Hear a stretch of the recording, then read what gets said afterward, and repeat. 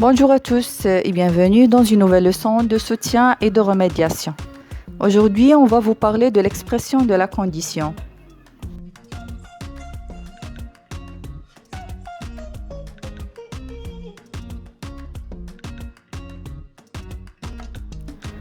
Nous avons deux objectifs pour cette leçon. D'abord, connaître les expressions qui expriment la condition et puis savoir les utiliser.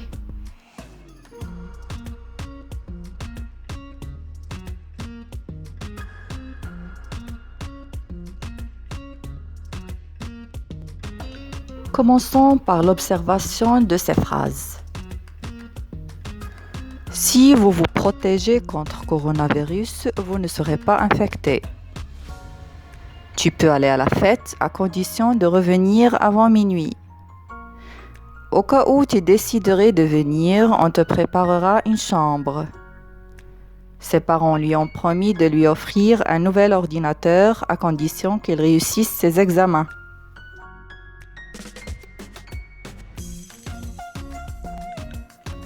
Dans les phrases que nous avons lues, nous avons marqué en rouge les expressions qu'on a utilisées pour exprimer la condition et qui sont au cas où, à condition de, à condition que, si.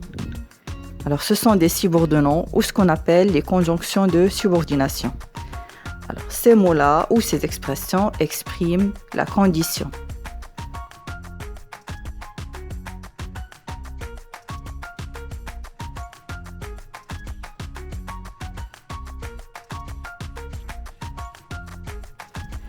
C'est quoi la condition? La condition, c'est dire qu'un événement doit se produire pour qu'un autre se réalise. Autrement dit, elle exprime qu'un fait ou un état est indispensable pour que, en conséquence, un autre fait existe. Je donne ici un exemple pour mieux comprendre. Je viendrai à condition que tu me contactes. Cela veut dire que si tu ne me contactes pas, je ne vais pas venir. L'action de venir donc est liée à la condition de me contacter, qui est une circonstance obligatoire à la réalisation du premier fait, de venir. Donc, pour trouver une condition, il suffit de poser la question « À quelle condition ?»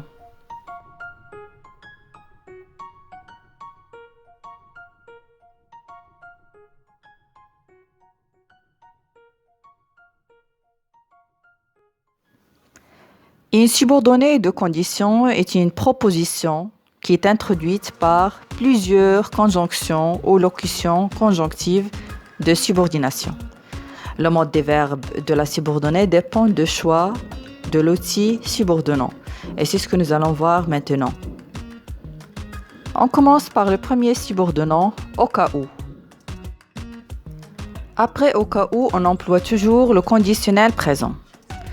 Prenons cet exemple. Au cas où tu déciderais de venir, on te préparera une chambre. Si vous remarquez, le verbe décider ici est conjugué au conditionnel présent. Bien sûr, la phrase est composée de deux propositions. Au cas où tu déciderais de venir, c'est la proposition subordonnée circonstancielle. On te préparera une chambre, c'est la proposition principale.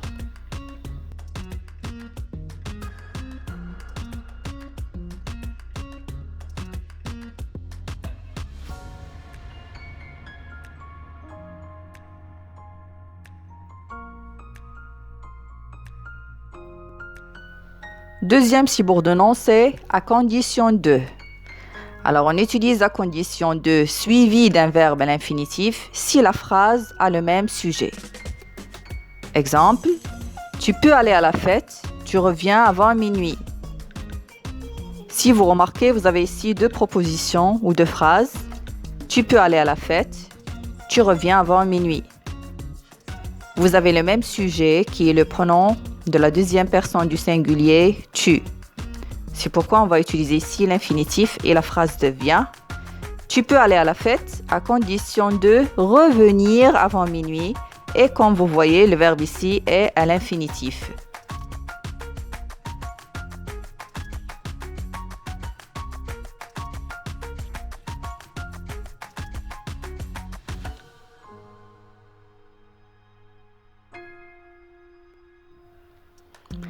Quatrième outil ici, c'est à condition que on emploie toujours le subjonctif après cette expression. Exemple, je ne serai pas en retard, le train est à l'heure.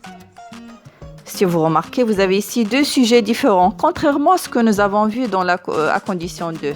Ici, à condition que, c'est lorsque les deux sujets sont différents. Par exemple, dans la première phrase, vous avez le sujet « je ». Dans la deuxième phrase, le sujet est « le train ».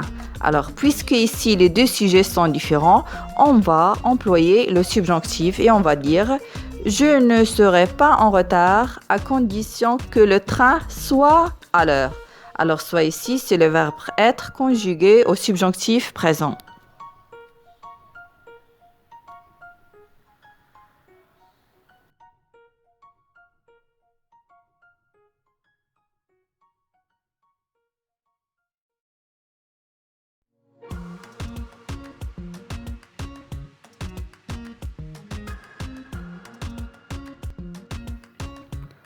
Quatrième conjonction, c'est si. Exemple, si vous vous protégez contre coronavirus, vous ne serez pas infecté. La phrase est constituée de deux propositions, comme nous avons déjà vu. Une proposition principale, vous ne serez pas infecté, et une proposition subordonnée, si vous vous protégez contre coronavirus. Mais attention, lorsqu'on utilise une subordonnée introduite par si, il faut respecter une concordance de temps. Et c'est ce que nous allons voir ensemble.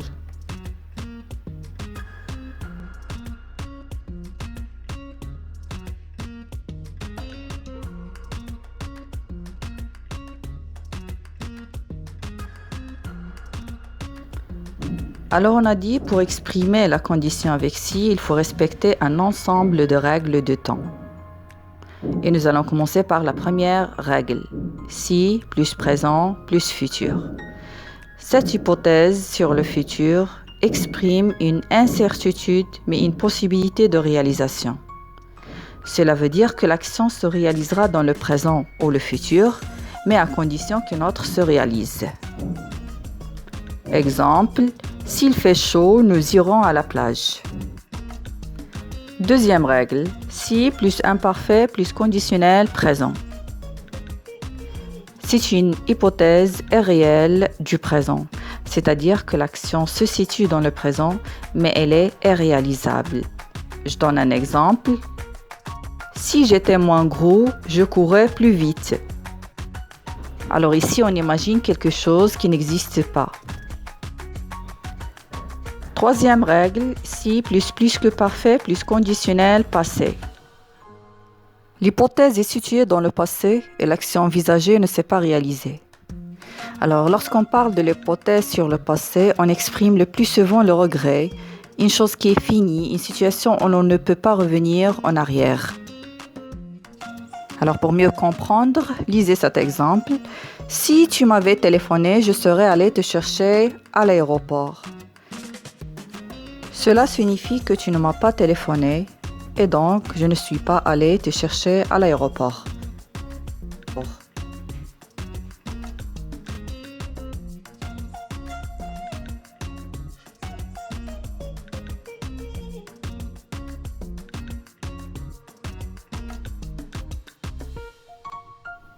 On récapitule. Dans cette leçon, on a parlé de la condition. Mais il ne faut pas oublier, on a aussi parlé de l'hypothèse. Entre hypothèse et condition, il y a une petite distinction. La condition exprime une circonstance obligatoire pour la réalisation d'un fait. L'hypothèse, quant à elle, elle exprime une possibilité ou une supposition. Alors, il n'est pas toujours facile de distinguer la subordonnée circonstancielle de condition de la subordonnée d'hypothèse. C'est pourquoi on va regrouper ces deux notions sous l'appellation de subordonnée circonstancielle de condition ou d'hypothèse. Voici maintenant les différentes combinaisons possibles pour exprimer la condition et l'hypothèse.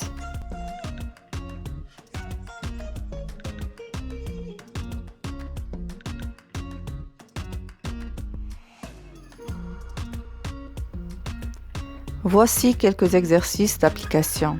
À vous de jouer maintenant.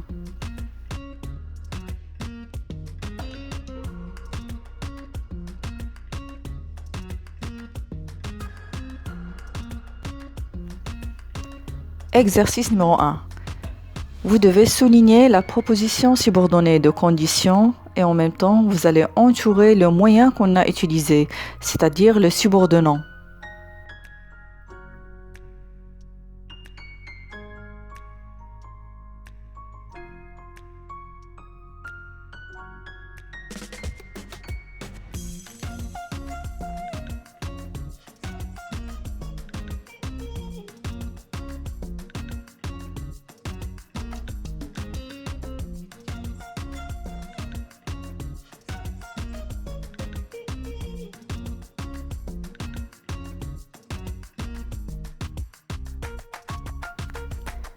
Dans l'exercice numéro 2, on vous demande de conjuguer les verbes entre parenthèses au temps convenable.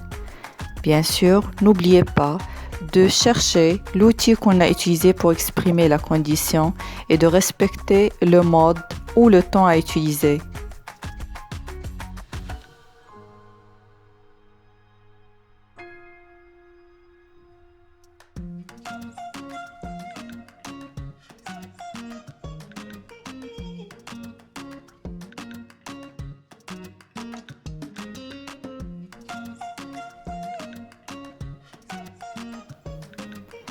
Dans ce troisième exercice, vous devez relier les deux phrases de manière à exprimer la condition. Pour vous faciliter la tâche, on vous a proposé des outils entre parenthèses à la fin de chaque phrase. N'oubliez pas que pour exprimer une idée de condition ou d'hypothèse, il est nécessaire de respecter un certain emploi de temps et de mode.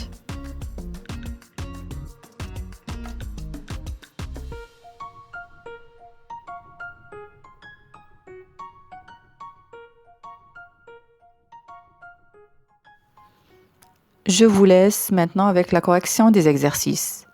Alors j'espère que vous avez bien compris. À bientôt dans une autre vidéo.